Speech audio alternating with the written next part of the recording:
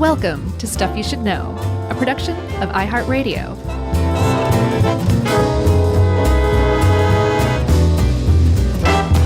Hey, and welcome to the podcast. I'm Josh, and there's Chuck. It's just the two of us, the dynamic duo, doing our thing. Training wheels are off. This is Stuff You Should Know. Can I have a brief preamble? Oh, please. Well, I know people skip around our show. Some adherents listen to every single one, of course, which we appreciate, but some people pick and choose, just like I do with my favorite show sometimes.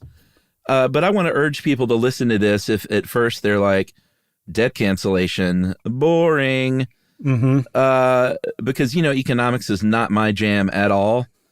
But, like, I realize that having an understanding of global debt and debt cancellation, it's really a pretty fundamental, having that fundamental understanding really helps you understand so much about politics and global economy. And just when you hear that stuff on the news and you don't get it, I think it's really easy just to think like, oh, America's paying everyone's debts, right? And that's just not how it works. And to have a real understanding of that, I just think makes you more well-armed as a human. I think that was an excellent preamble, man. Thanks. This was really good. Livia crushed this article.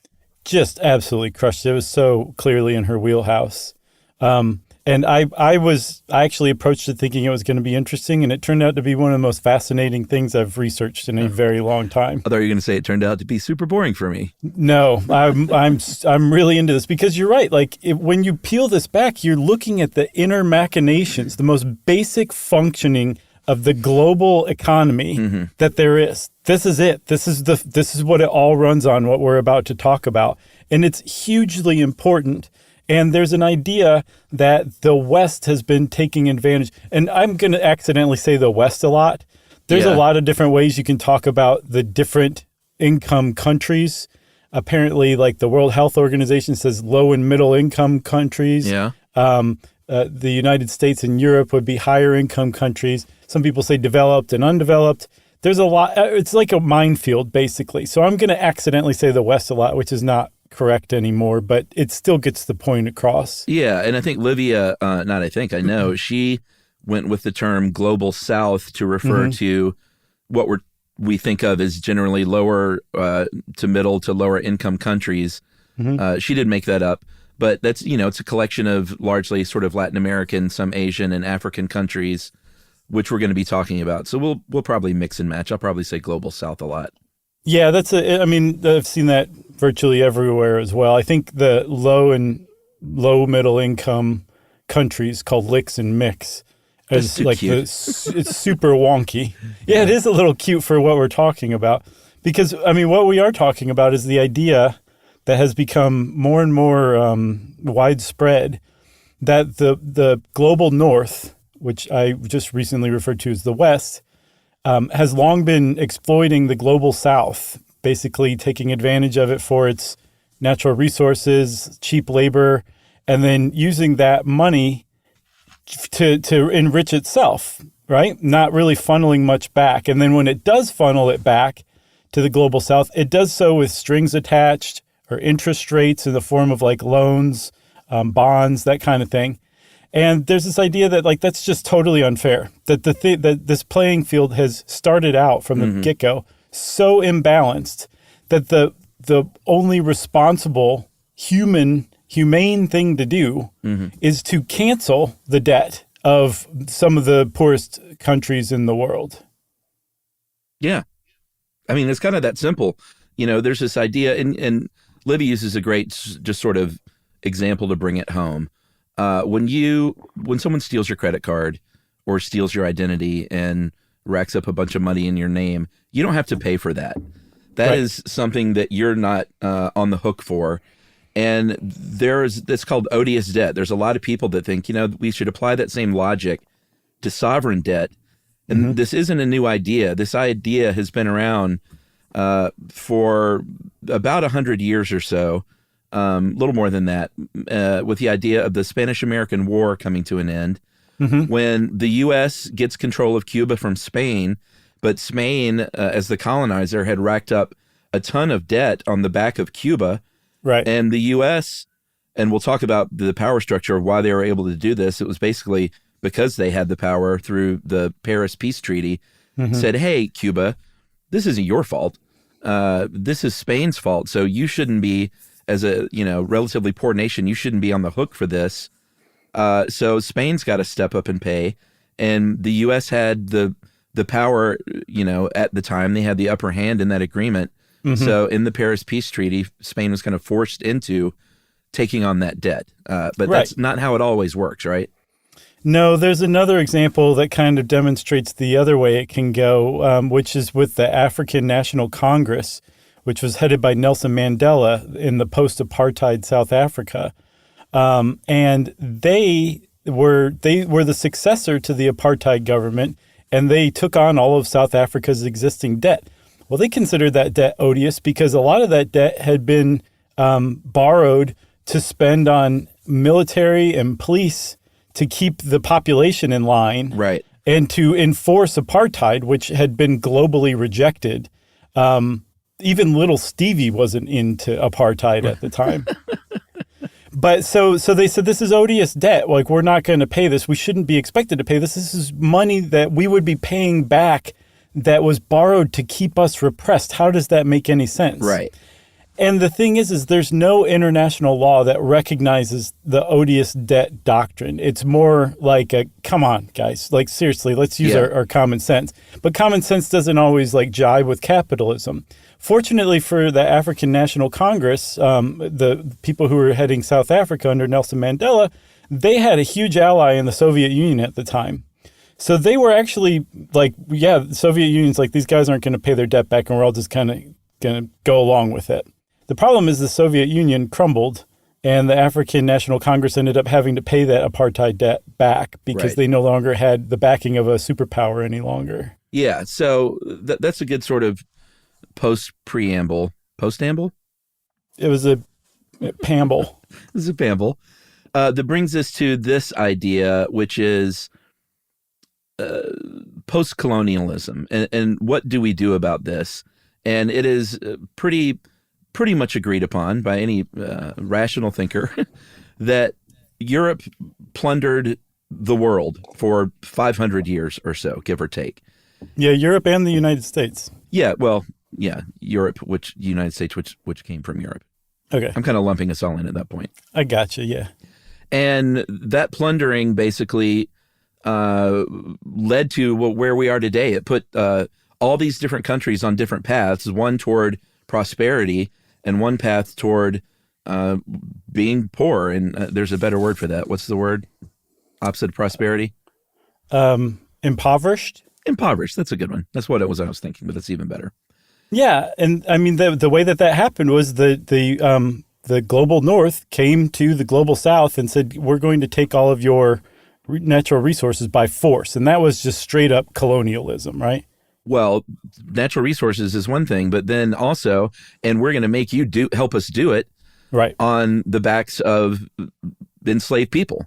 I mean, we talk about slave labor, and then later on it became, cheap labor, which is kind of where we are now. But at first there was just no money being exchanged. It's, hi, we're going to take your stuff. You're going to help us take your stuff. And this is going to lead all of these different countries around the world down two very different paths. And the argument is basically like, hey, today, and we'll get way, way more into the weeds on this stuff, but this is what led us to where we are today. So the debt forgiveness of these countries isn't just like, oh, you're a poor country and we're a rich country, so we got to pay your debts. It's, no, we got rich off of your backs for hundreds of years. Yeah. And so the R word, if you want to bring up something like reparations, is not like a fine that you've paid for being a bad country.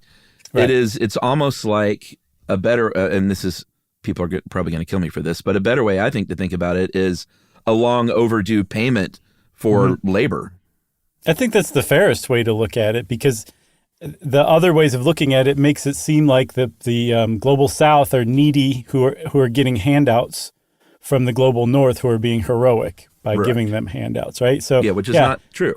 No, I agree with you. I think that that's a really good way to look at reparations, especially through post-colonialism.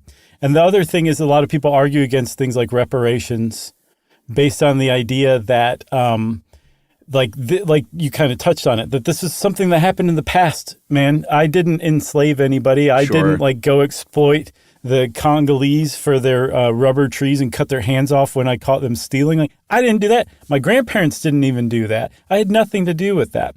So colonialism, straight up colonialism, where you go in and use force and invade a country and say, all your stuff is ours now and we're using you as slave labor, that went away largely in the 19th century, definitely by the 20th century.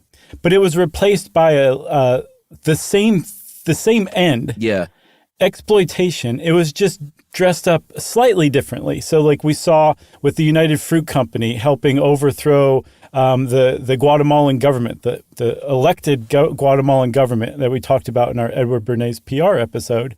Like it was kind of like that. We would go around, and by we, I mean the global north, we would go around and destabilize other countries' governments and economies to our own benefit if they weren't friendly to the kind of trade and exploitation we wanted from them. Right. And then we would see to it that somebody else would get installed. Sometimes people just straight up got assassinated, but it wasn't wholesale slavery and slaughter like it had been in colonial days. So that was post-colonialism. Today, again, the same thing is going on. We're exploiting and extracting the resources from the global south for the use and enrichment of the global north at fire sale prices. And then we're selling the things that we use those resources to make back to the global south at greatly inflated prices, which is called the trade inequality. And that is how we're keeping the global south impoverished right now.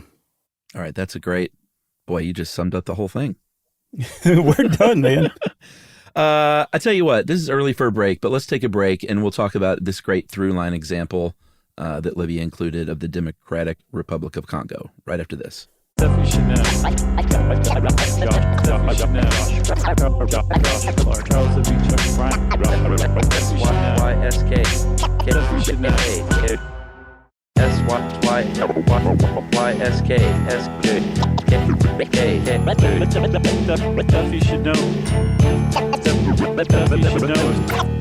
All right, so Livia used this great example, and I love it when an example in an article like this can serve as a through line through the whole thing.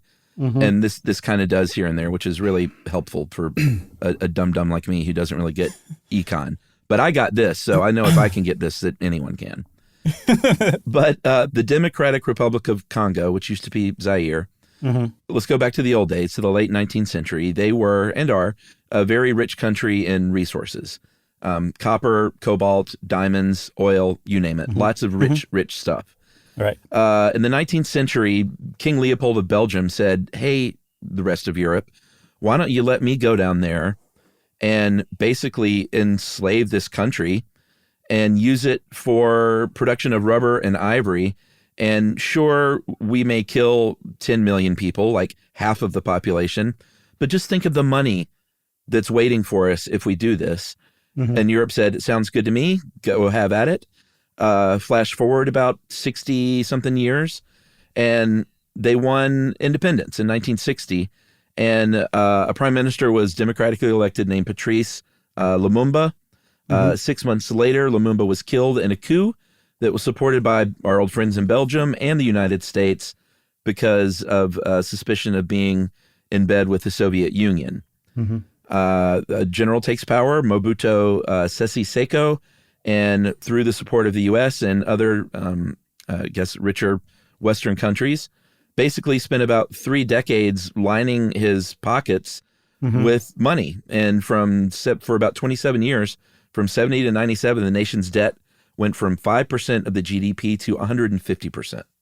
Right. And the reason the debt went up so much is because, like you said, he's lining his pockets. And the other countries from the global north that were lending this money to DRC knew that he was lining his pockets. They didn't care because he could turn around and use his country's natural resources to pay off these debts that he was using to enrich himself, while his people were impoverished and starved. The thing is like that is on Sese Seko, sure, right? But it's also on the lenders, the financiers who knew what he was doing and did not care about what happened to the people of the Democratic Republic of Congo. They just cared that they had a steady flow of natural resources. And that right there, that's as far as capitalism goes, that's fine. There's no moral hazard to that. But the thing that makes this moment in history different than, say, the 1960s is we've now come to question that part of capitalism.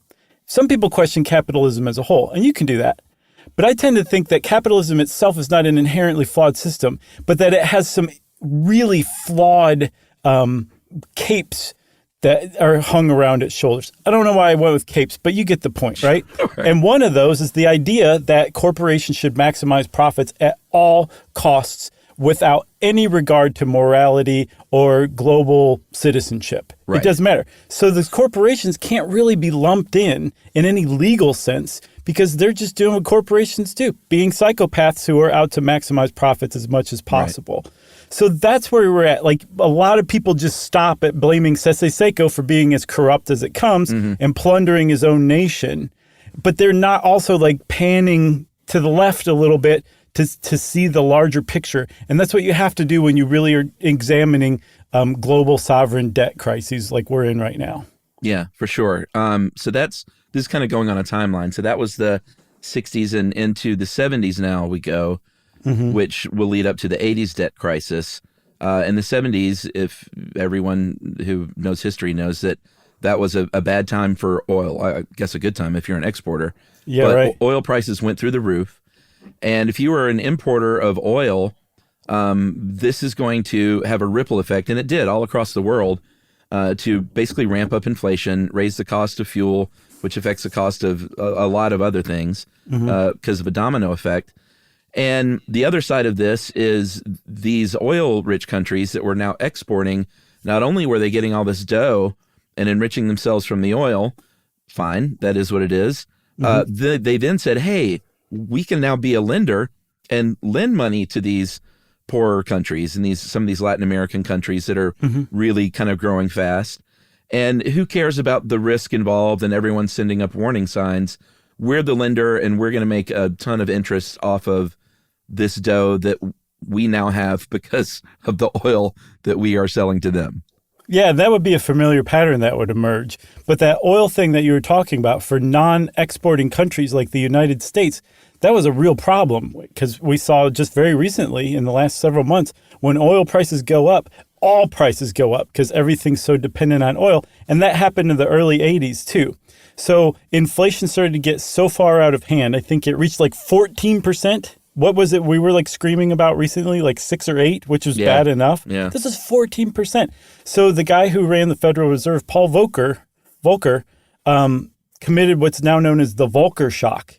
He jacked interest rates up so suddenly and so high, I think up to 20%, that it immediately triggered a global recession. And it definitely did, within a couple of years, wedge everybody out of that global recession. It stabilized that inflation, brought prices down, things got back to normal. But you had to be a really rich country to weather that fairly well. Yeah. If you weren't a rich country, you were screwed. And so these countries that had already racked up tons of debt now had high interest rates and low currency values and were expected to pay these loans back. So if you were on like a 3.2% or a 4% interest rate on an $80 billion loan, you owed $3.2 billion to service that loan. If it went up to 20% interest rates, you suddenly owed $15 billion to service that loan. So Mexico, Brazil, a bunch of other countries, I think 27 of them said, we can't pay these debts any longer. This is not sustainable. And frankly, it's now become odious because of this Volcker shock that we didn't do anything to do, but now we're suffering because the U.S. decided to plunge everyone into a global recession to help itself. Right. So this is going on. All these countries have thrown up their hands basically and said, we just can't. Like, it's not, we're not saying, oh, we don't want to pay that. We literally can't afford to. And that people started beating the drum, like you said, on odious debt again, and activists started speaking up. Peru is a great example that you mentioned. In 1985, the president of Peru, Alan Garcia, said, you know what? We're not going to pay any payments on our debt in excess of 10% of our export revenues. And that's the only way to keep our country solvent, basically, which helped them out in the short term. But then all of a sudden you're doing that, and every financial institution all over the world looks and says, we can't trust Peru anymore. We can't do business with them. Right. And we can't invest in Peru if we're a company or corporation looking to invest in foreign economies. Mm-hmm. And that triggered a hyperinflation there by the end of the 80s. And so all of this mess is happening in the 80s. And finally, two organizations stepped in and said, we got to do something about this. The International Monetary Fund, the IMF, and the World Bank stepped in. These are two organizations founded post-World War II. Mm-hmm. In part, the World Bank was to help dig Europe out of the economic devastation they suffered during the war. And the IMF initially was just to sort of encourage all countries to get along economically. But then after this, the IMF and the World Bank basically became a lender, a multilateral public lender. Right. That's complicated to sort of explain how that all works, but let's just leave it at it was controlled still by these northern countries, the U.S. and other rich countries. And it still is. And bear this in mind for when we talk about today. The IMF is partly funded by rich countries called the Paris Club, which includes the United States and most European democracies. It right? Sounds nice. The Paris Club? It does. It sounds like the kind of place I'd want to hang out. Yeah, I want to go. And have a sip of something with my pinky in the air, you know? Exactly. So just put that in your bonnet and smoke it later, right? The IMF is funded in part by democracies and governments around the world, okay? So the IMF and the World Bank changed their mandate. They decided now that they were going to basically aid in development around the world, but especially focusing on lower income, middle income countries to help them, and this is the view of the economists at the IMF and their supporters, sure, to help these impoverished nations learn to be better capitalist economies and as a result become self-sustaining and self-supporting, basically creating neoliberal economies where there was, say, socialist economies or other types of economies, opening them up for business. And so they would start sending these loans to these countries at really attractive interest rates, sometimes as low as like no interest whatsoever, in which case it was basically aid, but there were strings attached. And they were things like increase your tax revenue, stop social spending. All those state-owned enterprises you have, you need to privatize them to open up for competition. And most importantly, you need to open up your whole country, get rid of trade restrictions, all that stuff, open them up to international business so we can come in as unfettered as we want to. And by the way, to help you understand all this and do all this, we're going to send our own Western economists and advisors to teach you how to do this. And some of those advisors and their successors who showed up in the 80s are still there. They never left. They're just part of like that nation's government, basically. Yeah, these were called structural adjustment programs, or SAPs, ironically. Mm-hmm. And, the proponents would argue what you just talked about. And then people that didn't think it was such a great idea would say, well, this is just sort of a new version of the same thing. Right. And which is why they call it neo-colonialism. It's you coming in and saying, hey, we want to use your resources and tap your country or sap your country. Mm-hmm. And but you got to spend the money that we're lending you at cheap rates the way we say. A lot of countries got on board during the 1980s. It also led to a lot of unrest and a lot of protests. In 1985, to go back to our example of the DRC, they had these economic policies implemented by the IMF. By 1985, the Washington Post did a report that basically said their hospitals and their schools are decimated. Malnutrition is going through the roof. Mm-hmm. Activists once again started rearing their heads. There was one guy who I think this bears maybe a deeper dive at some point, but his name was Thomas Sankara, and he was the president of a West African nation called Burkina Faso in the early 80s. And a leftist guy who basically was beating the neo-colonialism drum. And in July of 87, he gave a big speech at the Organization of African Unity where he said, everyone join with us and let's not pay this debt to our colonizers. Let's remember that idea. Let's get that going again. A few months later, he was assassinated in a bloody coup from his former friend who became his rival, a guy who still doesn't own up to being a part of this, like to this day. His name was, and I've heard a few ways of pronouncing it, but I'm going with Blaise Compaoré. I like that. It was kind of tough, but so what happens is a leftist organizer, president, advocate against this speaks up and is promptly killed, and then that country promptly rejoins the IMF and World Bank. Yeah, and Sankara, he was very dangerous because he was starting to make real waves. If all those African nations joined together and just said, we're not paying you back, hundreds of billions of dollars would have just evaporated for the global north, right? So that's why he was assassinated. But he left this legacy of looking at sovereign debt among low-income nations in a certain way that some people still kind of see it through today, and which is kind of the lens we're looking at it through in this episode, which is that it's like the colonizers coming into a country, exploiting it, leaving, and then sending a bill to the country to repair the damage done by colonialism. That's essentially what's going on with the global north lending money at interest to the global south.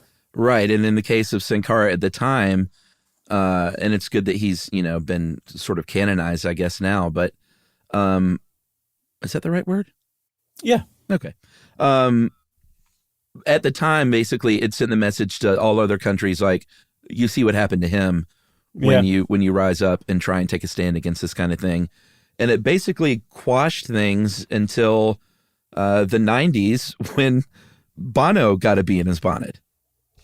Yeah, so that's a really interesting thing that happened, and it happened almost exclusively because of Bono. There was a guy named Martin Dent who was a professor at Keele University in the UK. And in the early 90s, he came up with this idea that, hey, the millennium's coming. Let's use it as a chance to wipe the debt free. Because in Jewish tradition, there used to be something called the Jubilee. We've talked about it before. I don't remember what it was. I think we did one on the rolling Jubilee, maybe? Maybe. But it's this idea that every 50 years in Jewish culture, all debts would be wiped free, right? I think debts of the poor. Okay, yes. Yeah. Okay. And so Dent was saying, hey, let's just do this. We can totally do this and start the millennium fresh and everybody on a more of an equal footing. And Bono was like, I like that a lot. Yeah. And he took this up and championed it. Very nice. Sorry. He championed it. No need for apologies. I like that one. He championed this whole idea. And I don't want to say single-handedly, but largely was responsible for the eradication of about $130 billion worth of debt. He did, man. Almost single-handedly, just by going and talking to the right people and getting them on board. Yeah, I mean, there are a lot of stories of Bono's charm in these rooms with these people that range from, brutal dictators to far right religious zealots. Bono gets in the room with those guys. Bono's a Christian, very, very Christian man. Super Catholic. Very Catholic. I'm reading his book still now. It's great. Oh, yeah? What's it called? Catholic Me, Catholic You by Bono? It is. I was trying to think of another riff on that, but that nailed it. It's called Surrender, I think. But really good book. Anyway, Bono is a guy that can have a lot of sway when he gets in a room with someone. And he got together with Christian groups, with NGOs, with Republicans and Democrats and all kinds of people from all over the world. People he had to apologize for being in the same room with, because he thought he was, doing some good, and he was, and got a lot of people on board, tens of millions of supporters. It launched formally in 1996, and this was called Jubilee 2000. I don't think we mentioned the official name. I think it's called, what's it called now? Debt Justice. Yes, that's much better. Yeah, it's a great name. I like Jubilee 2000. That has a fun ring to it. Sure, and I think it served its purpose for a while. But because of things like the Christian group involvement, you had Republicans on board in some cases. There was a guy named Spencer Bacchus from Alabama, a rep there, that basically said, hey, this will cost each American $1.20 a year to get children out of hunger all over the world. And it's not that much money. some people were slower to come around, but even people that were slower to come around eventually said, well, listen, they're probably not going to pay it anyway. So maybe we should get on board with another plan. Right. Not everybody did. I read this American Heritage Contemporaneous article that was like, this is reckless, especially for the GOP. It's going to cost America billions of dollars. And for what? And now in retrospect, it's like that article hasn't aged very well, for humanity. That's what, actually.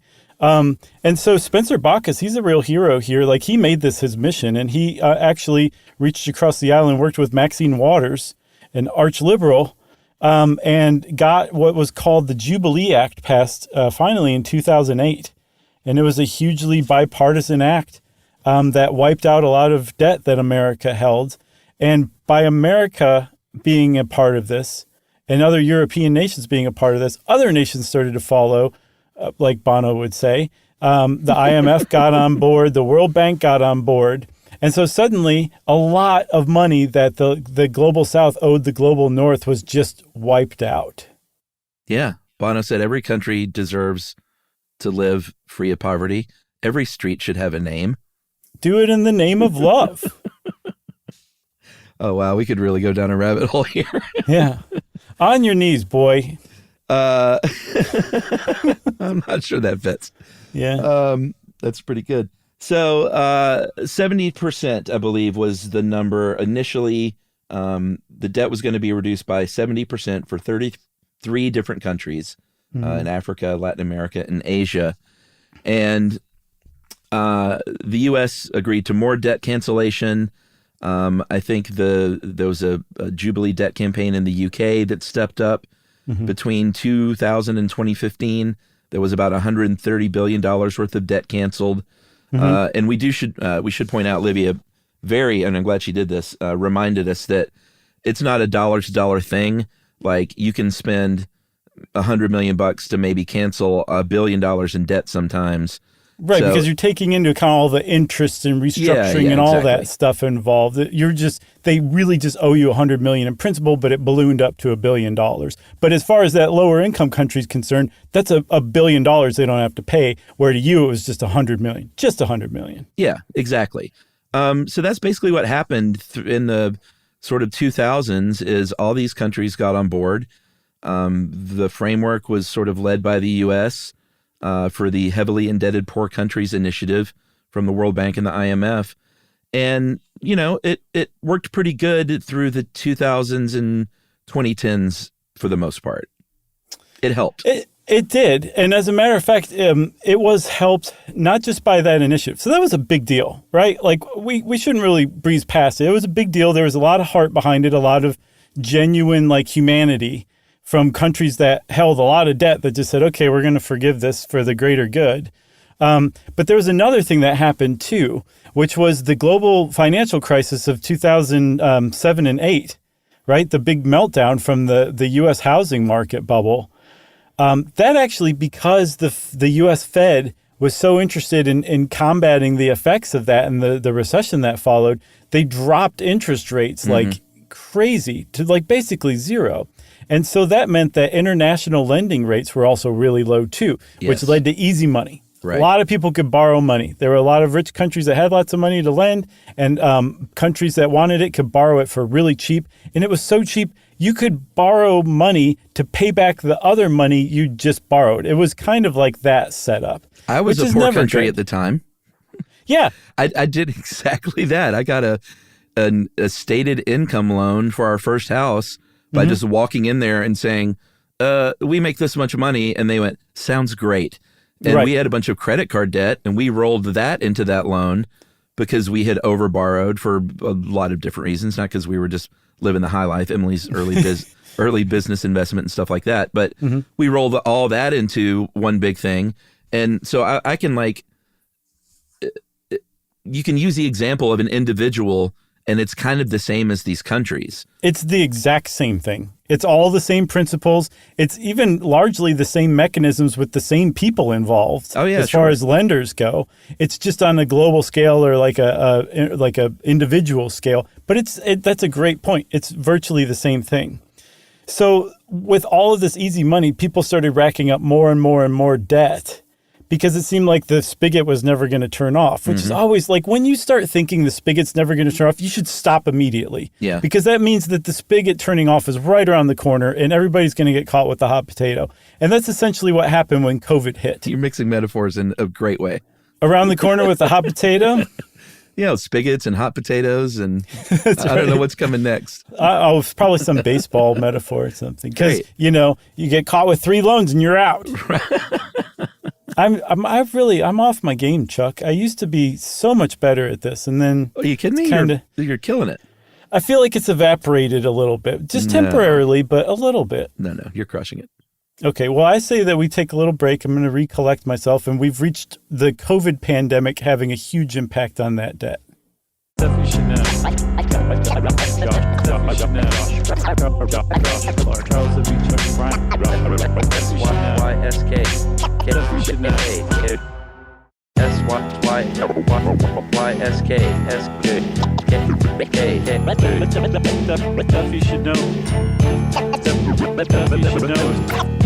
So COVID-19 strikes, and all of a sudden that money dries up because everybody needs money. And like all countries, lower income, middle income, high income countries are all borrowing money because business as usual has just stopped, right? Yeah, I mean, healthcare costs are going through the roof. Business is going into the toilet, and trade has gone into the toilet, not completely, but for a large part. And so the world all of a sudden was thrust into a global financial crisis. And I love that Livia even used your word. She used upshot. I saw that. It's wearing off. The upshot, though, is now, because of all this, all of these countries, not all of them, but many of these countries that we've been talking about are in more debt than ever before. The debt burden of nations classified as developing nations went from 2.1 trillion in 2000 to 4.1 trillion in 2009 to 11.1 in 2021. That's crazy. And then like the external debt to gross national income ratio among those countries, external debt is all the foreign held debt, to their gross national income went from 17% in 2010 to 48.5% in 2021. That's a staggering number. It is. And it's a really scary number too, especially if your country is like, I need to feed my people and I need some money. And now the money's dried up because some of these wealthier countries are borrowing too. And that also means that they need the money that I already owe them. So they're not going to be very interested in forgiving debts right now, especially post-COVID. So it put everybody in a really precarious situation that we're still in now. And it followed the same thing that happened in 1982. Inflation happened, which meant that the value of the dollar went down and value of international currency went down. So it made it more expensive to pay down your debts. And then also, or you needed more money to pay the same amount. And then also, as interest rates went up, that meant that it was unsustainable to service a debt, just like it was in 1982. It just got too expensive, and countries now are doing the same thing. They're saying, I don't know what we can do to pay this. We need help. Yeah, and a lot of it, when you break it down, it's really important to look at where this money's coming from, because it used to be a lot more like IMF multilateral sort of lending. Now I think there was one estimate Livia included that African countries owe about 35% of their external debt to private creditors, which have interest rates more along the lines of 5%, 12% to Chinese creditors. China has really stepped in to fill a void, so just kind of keep your eye on that. At about 2.7%, 13% to other governments, and 39% to those multilateral institutions that we've been talking about at a rate of about 1.5%. So more money in private debt, less money in multilateral institutions. And if you're talking about 2 or 3 percentage points on hundreds of billions of dollars, that's a huge difference. Yeah, and the reason you're like, well, why don't they just get it all from the IMF? Well, those private lenders, they have high interest rates, but they don't come with strings attached. Exactly. Like raising taxes on your people and not spending on social programs anymore. They're just using market conditions, right? And saying, well, your country's this risky, so we're going to charge this interest rate on it. And do what you want with it. Right. But the IMF will say, we'll charge you a low interest rate, but you also have to completely restructure your economy to a way we say. Right. So there's pluses and minuses of both, but that those private lenders becoming bigger and bigger in the last couple decades is really distressing because collectively private lending now rivals like the Paris Club as far as geopolitical global influence goes. Yeah. And that's distressing to me. You might say, well, it's not like the Paris Club and other wealthy nations did a very good job when they were in control. They were still in some way, shape, or form like subject to the people back home and their votes, right? There was at least still nominally that. With corporations, there's nothing but their shareholders. Right. It's different to me, and I'm not entirely comfortable with it. But the upshot is there's now private lenders that own entire chunks of whole nations' economies. Like there's a commodities group called Glencore. I think they're out of Switzerland. They own a third of Chad's national debt. Yeah. A third. And they are very happy to give Chad that money because Chad has secured that debt with its natural resources. So if Chad can't pay its debt via money, Glencore says, just give us some crude oil. And they do very frequently. How much of the national debt do they owe of Karen's? I know. Sorry. No, I like it. I'm surely saying Chad, right? It's not Shad or. I think it's Chad. I think that's what I've always heard too. That's what I've always heard. Because of the COVID pandemic, the Group of 20, the G20 organization, basically said, we can suspend some interest payments because of COVID, but that's a suspension of interest. It's not absolving any kind of debt at all. So it's just kind of like a temporary Band-Aid, of course. And basically we're at the point now where there is not any sort of straightforward, non-case by case way to make restructuring a country's debt happen. It makes it really tough to sort of figure out an easy solution. For sure. And before, it was convoluted enough when you just had like the IMF and the World Bank and the nations funding them arguing over who did what or needs to do what. Now you have China, who may or may not talk to you or come to the table if you ask them to. And then you have the private lenders who are like, hey, we're just in it for the money here. We don't want to do any kind of debt forgiveness. And because you've got all these different players, all of them need to come together for debt cancellation to happen, it does make it much more difficult. Because if the private lenders just step back and say, yeah, United States, Paris Club, IMF, World Bank, you guys forgive a bunch of those debts down there in Africa, and then they'll have money to pay the debts for the stuff we lent them at the same rates that we lent it to before. Yeah. So what you're essentially having on this global international finance scale are rich governments bailing out private lenders when their loans come under jeopardy to protect those corporate profits. And those governments that fund the IMF fund it with taxpayer money. That's right. And the private lenders, there's not much of a downside for them, is there? No, not at all. They can just lend, and they know that eventually the IMF and the World Bank's going to bail these people out because they're softies and suckers who can't see some people starve in exchange for better access to some ore or diamonds. Right, exactly. There's another way that debt can be canceled out, and that's becoming more and more popular these days. Although on a pretty small level, if you look at the big picture, is debt relief for nature incentives, for natural incentives and conservation incentives. Mm-hmm. Basically, groups coming in. Sometimes it's usually a private group, like in Belize, the Nature Conservancy came in 2021 and said, and of course this is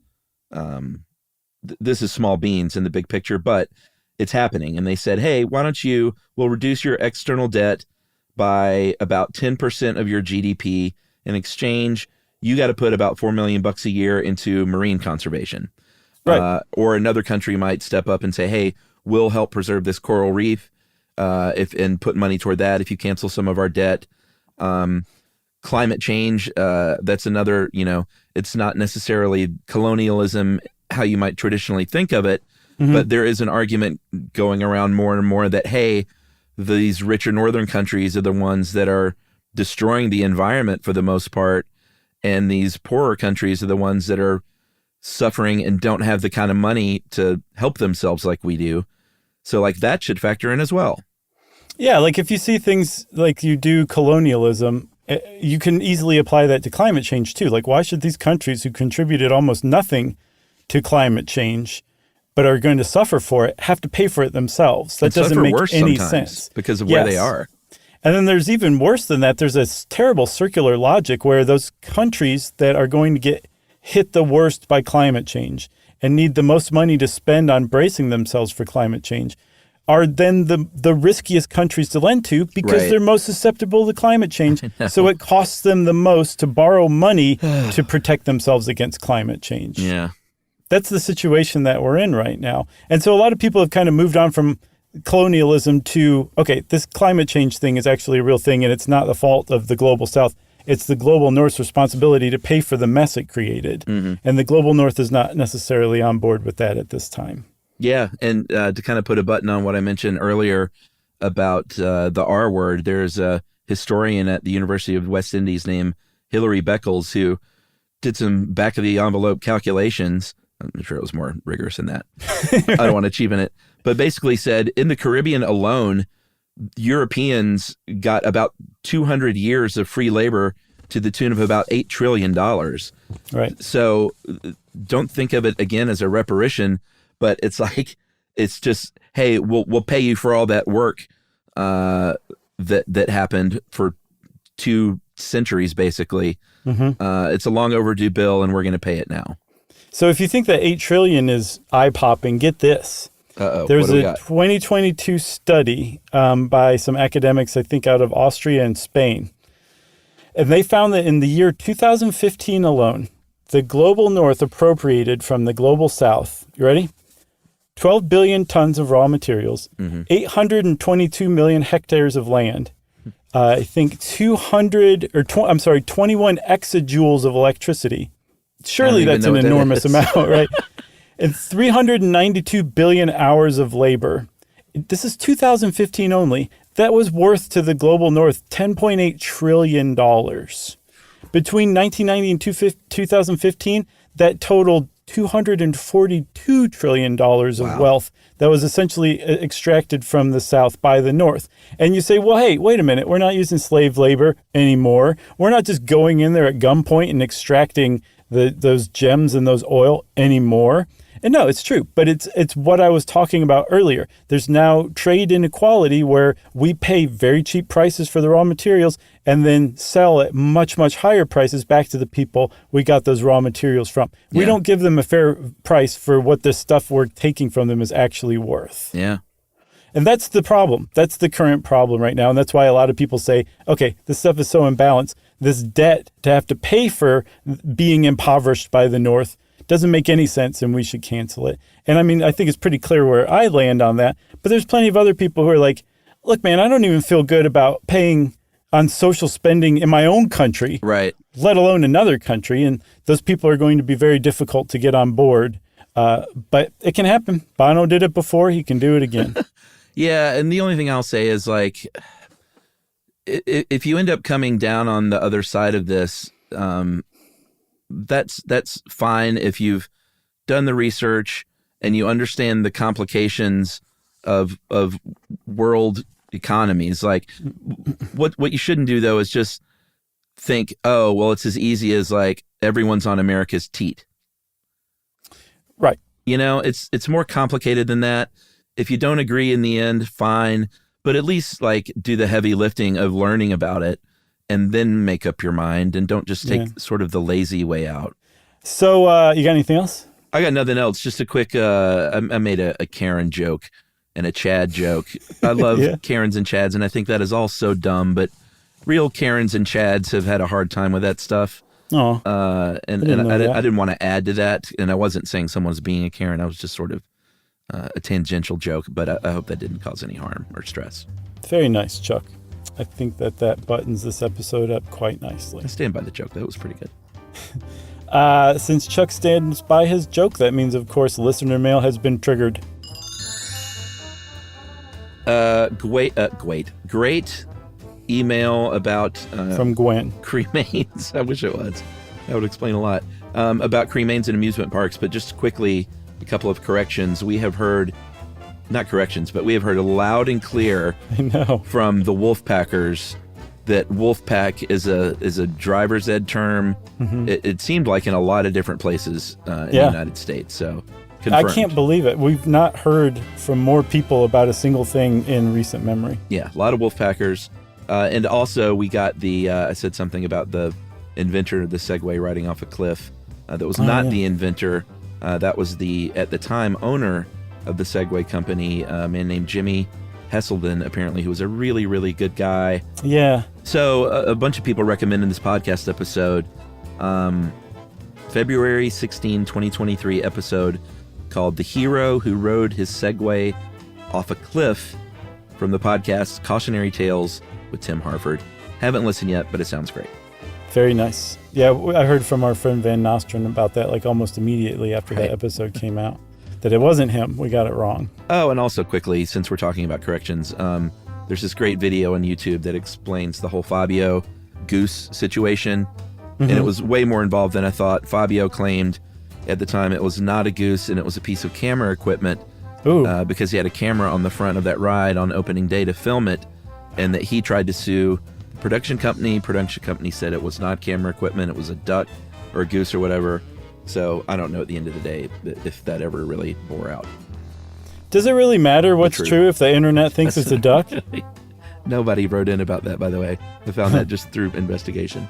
Nice. All right, finally, listener mail. Hey, guys, my dad was a humorous guy, always telling jokes and pulling pranks. My mom and dad divorced when I was a teen, but they remained friends, best friends, in fact.